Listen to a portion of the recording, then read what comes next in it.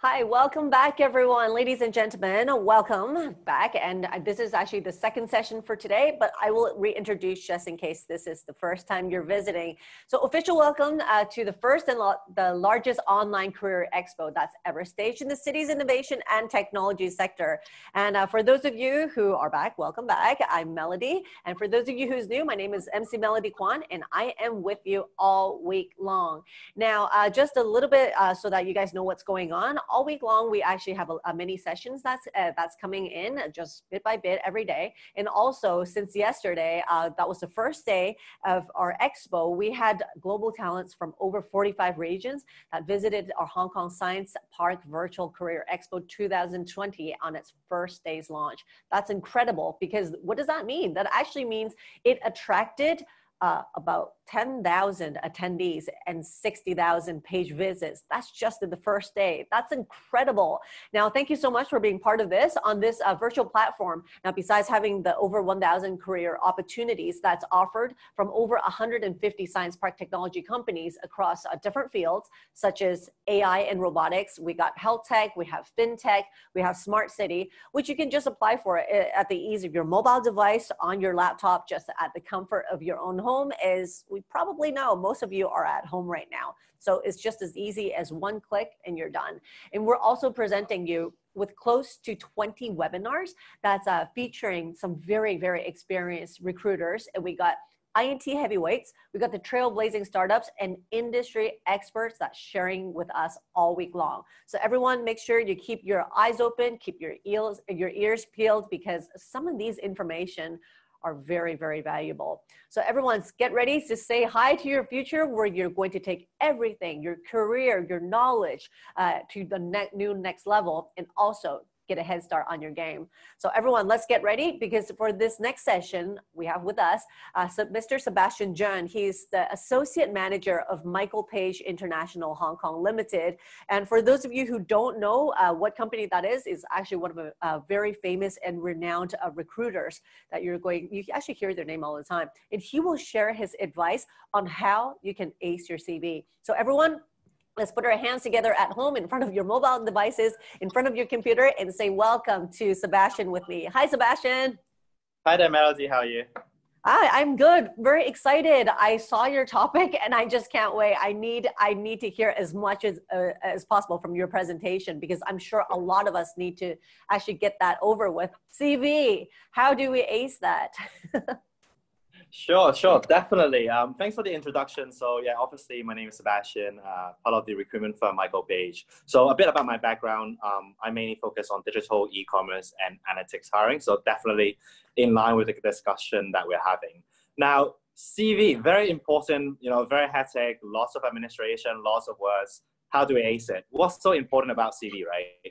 So for us, CVs are very valuable because it's the gateway, and it might be the only direct communications you have with your potential employer. So presentation is key, and always, digital or not, the first impression does count. So very important to get it right in the first time. Right. So it's a digital first impression. Oh, geez. I don't know. Isn't it kind of the same as any first impression? But I'm guessing it's a trick question with a trick answer. I'm guessing it's not the same, right? No, I mean, definitely, I think with digitalization, candidates or clients are definitely looking for something new, something a bit more exciting, and definitely a bit more sexy in terms of CVs and what they can really master in terms of your profile, your experience. So definitely have to stand out a lot more in comparison to a couple of years ago. It sounds like a lot more is involved. Actually, that's true. I can even speak from personal experience. I have students that's asking me how to ace a video interview and to actually do a video resume. So definitely. Now let's actually go right into the questions. There's actually a few that we actually gathered, and I'm sure it's kind of like a general question, and then we'll go into the public questions. Now, what are the top 3 things that candidates must include in their CVs for roles in digital and the e-commerce sector? So things that they can't miss. Great. I think this is actually quite a general answer first is definitely showcasing your digital marketing skills. Now, digital could be a big monster because there's so many different types of, skill sets, tools, softwares you can really pick up and really leverage on your resume. So I think one thing is be sure to understand what your experience is all about. Be specific. For example, if you talk about digital marketing, then how about, let's say you focus on analytics, talk a bit more on analytics instead of just a bit more general topics. If you are focusing on SEO, SEM, social media, feel free to talk a bit more on that. So be target oriented. Secondly would be numbers and tools. Now, numbers is basically mentioning the end results. So what kind of achievement, what kind of tools, what kind of action points you have leveraged, and what is the outcome. Now, I think this is especially apparent with resume that is to do with digital and e-commerce, because I think the end goal is really about numbers game. So that's also very important as well. And I suppose tools as well. So what kind of software, what kind of platform you have used is also quite important. And I think lastly would definitely be ready to showcase your portfolio or your work piece. Now, that could be a bit more of a mouthful if you put it on resume. So my suggestion is definitely have a website or have an additional URL link so you can actually let the client click through if they're interested to learn a bit more about your profile. Wow, that's actually quite a mouthful. You made it sound so easy, but it is. I mean, it's a lot of work. It's not hard, but it's a lot of stuff. Wow, the stuff that you just mentioned. And also, yes, I think a lot of people make the mistake of just kind of talking about really general things, not knowing that there are specific niches that they can actually fall into and to help to solve some pretty specific problems. I think I was guilty of that when I was making my CV. Anyway, now let's move on to the next one. What's the most outstanding CV that you have ever came across in your entire career, and why? Wow, I think that's a tough question because of so many different assignments I've come across. Now, I don't have the most outstanding, but I think things that really makes me memorable or have an impact in terms of just reviewing CVs is definitely CV that is simple, that is tailor-made, and that is consistent. Now, what I meant by that is the candidate really did apply for the job because they want the job. So most of the candidates, this specific job, not the job type. So what I mean is that some really outstanding candidates actually do a lot of research beforehand in terms of companies or the positions they have applied. In terms of context-wise, they actually make it very relevant in terms of the industry or the job scope that they are applying for. Now, especially for some candidate who focuses a bit more on the creative and content side, some might have lots of vivid imagery, some might even have videos as well. So make it count, make it worthwhile, and make it feels like you're actually applying for this company's job, not just for a job itself. Wow, that actually sounds easier to said than done. It requires a lot of heart. It's not just doing it. Like with the previous point that you talked about is the stuff that you include. Now this is more kind of like trying to touch on a deeper level and trying to touch people's hearts, that you don't just want something that fits a checklist, but you actually specifically want that post. That's an art in and itself. Wow. Now, another thing is, now I'm sure you actually receive like a lot of qualified candidates with very relevant experience that is for the exact same role, right? Because, especially now, a lot of people are looking for work. Now, how can a CV be crafted and how can it stand out? So that's kind of like an elaboration to your last question. Yeah, great question, actually. I think few tips, stay relevant. That is actually to do with your own writing and your own presentation. Because at the end of the day, if the client is interested to interview with you and your presentation deviates from what you are supposed to present on your resume, kind of takes away the points, kind of takes away, the personality and the tailor-made nature of your resume. Yeah. And I guess the second part would definitely be consistent and accurate, especially for some senior candidate who has multiple career experience. You want them to be aligned in terms of their career aspect, aspirations, their achievements. And I think thirdly, I cannot stress this simple enough, keep the language very simple. You have to understand that most of the audience or most of the employers who going to review your CVs are HR or people who is not from the technical industry. So it's very important for them to get the message right. They understand what you're saying. They understand what your company is about. And don't be afraid to show off. That is also to do with the achievement side. If you have done something great for the company, doesn't have to be numbers. It could be, personal achievement, experience, even hardship. That really makes your CV stands out. Wow. Actually, I have an elaboration to that last point that you just said, like, don't be afraid to show off, right? Because, I'm sure like in Hong Kong, we're kind of like a conglomerate of different cultures. We have people from abroad, we have locals, we have people like expats and stuff. So there's a lot of people with different backgrounds. This is actually kind of a question that I hear all the time is, what works in one region probably doesn't work in another. Like, for example, as I said, Hong Kong's kind of got a good mix. So in North America, something that is that when you're trying to show off your abilities can be actually seen as flaunting in Asia. How do you think, what do you think about that balance? Like, speaking for the demographics in Hong Kong, what do you think is a good way to get at it? Great. Great question, actually. Again, a lot of these kind of questions too, because I think there's different formats, there's different things that different clients look for. So I can't speak for the whole Hong Kong industry, but right. I think do your research. Do your research on job portals, on different social media platforms, just to see how people write CVs. Look at their experience, look at forums. I think doing your research will be the best way to know what's right and what's wrong. But I think in general in Hong Kong, employers tend to appreciate CVs that is a bit more concise, a bit more simplistic rather than overuse of visual effects. I think that's a bit more apparent to creative positions. But I think in general, very simple, concise would be the way to go. That's true, because a lot of times the HR, there's like so many CVs that they have to go through, right? So keep it simple, which is very important.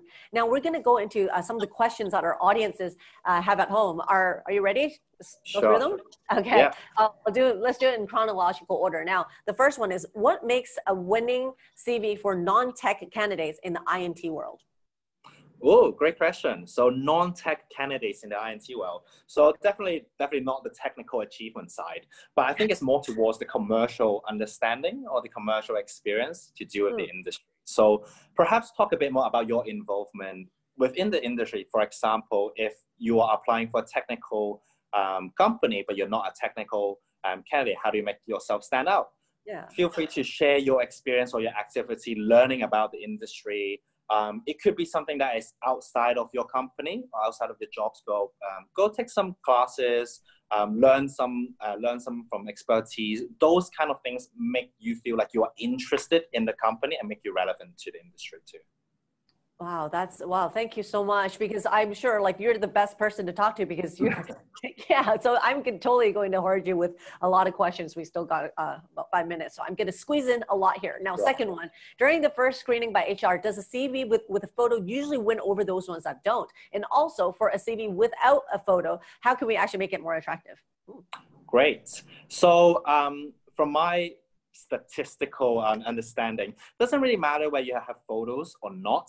But it is quite important to understand the positions that you're applying for, especially for client-facing positions. They might be a bit more picky in terms of your presentation or your overall. So maybe it's good to go with a photo. But however, my suggestion, if it's for a bit more of a back-end or office administration work, that's not very necessary. Obviously, to answer your second question, how do you make a CV without photos to stand out? Again, keep things simple. Make sure you highlight the things that you want your client to look at. If you want to bold something that you think is relevant, do it, but don't overuse that. It is a powerful tool, but if you use it, it will diminish its value. Exactly. When you highlight everything, it's the same as not highlighting. Exactly. Okay, very good. Now, moving on. Now, what are the most common pitfalls and mistakes and how to avoid them on CVs? Sure. Good question. Now, I think the number one is definitely sharing too much. Too much meaning, for example, you can't put all eggs in one basket, and every single employee knows that you can't do everything. So make sure you compact your skill set, really highlights what you are all about and what you want to apply for. I think that's one of the biggest tips I can give. Wow. Yeah. Now I'm kind of like mentally thinking, I'm like, actually a lot of the ones that I saw online, and even my old CV, I'm just trying to put like the whole entire menu there. Right. Not good. Oh, thank you. I think I'm one of the ones that got trashed. Okay, now next is it better to stick the salary expected or negotiable? Oh, that's a good question. Yeah. Great question, right? And Yeah. then maybe I'll have another second question for some of the audience out there. Should you put your current salary or not? Now, I think it's really to do whether you're comfortable with sharing your current salary, as that also indicates your expected salary, right? So I would say if you were to mention your expected salary with a specific number, please feel free to share your current salary as well, so they have something to benchmark on. Okay. Yeah. But should they put expected or should they indicate negotiable? I think expected will be the right way to go, but please feel free to put a range. And if you feel it's unsafe, feel free to put negotiable at the end as well. So expected salary is this range, however, it is negotiable. Exactly. That's really smart. Actually, you just got the best of both answers. Now, exactly. The next question is, how can I write my CV if I have zero experience in this industry that they're applying for? Great. So really good question as well, especially for digital expert, which is kind of transferable nowadays. Make sure you understand what is your transferable skill set, not your industry skill set. So if I focuses on digital marketing, it's not a very industry specific job function. It's more like a position focused job function. Soft skill is a soft skills. Technical soft skills, not an industry soft skill. So make sure you know that you have transferable soft skills. And if that's what you have, then that's fine as well. You don't really need that industry skill set. They will figure out eventually. Right. I'm sure they'll figure out something that'll suit you if you're good at what you're doing. Now, last question. Oh, time's up. What? Okay, it'll have to be the last question. Oh, how long usually how long does an HR professional spend on reading a CV? Sure. Well, how about you? What's your guess, Melody? I'm guessing like 5 seconds because I'm a short attention span. I would say no more than a minute. No more than a minute. Wow, you guys are patient. 1 minute? Yes, at least a minutes if they're tough. If this workload maybe 30 seconds, whether they'll go ahead or not. So 1 minute. 1 minute. Actually, I'm going to elaborate on that question just really quickly. What kind of stuff do you really scan at? It's like, you know how when we look at a page, certain corner stuff. How about you guys? Which part of it do you really like? Do you not scan? Sure. The things that we scan, definitely skill sets. So software, marketing skill sets, achievements, operational know-how is definitely what we look at. We don't look at over descriptive words or too much jargon. That's not something we like to see. You guys don't like the fluff. I got it. Don't fluff it. Okay. All right. I really have to let you go, but thank you so much. Hey, this is a good talk. Thank you so much, Sebastian. I'm probably going to find you on LinkedIn too. And so everyone, let's give a big round of applause. Thank you so much for being with us. Great talk. Thank you. Thank you, Melody. Take care. Yeah. Now, wow, that was great. I didn't want to go. This wraps up our seminar session for Acer CV. And if you'd like to recap any of the takeaways, we actually have the recorded version that's for any one of you to actually look at throughout our online virtual career expo. Now, as unwilling we are to leave for the next session, we're taking a 10-minute break. And next we have top in-demand jobs in the INT by Charles Mack. He's the team leader, head of technology of Spencer Ogden. And don't forget, don't miss it.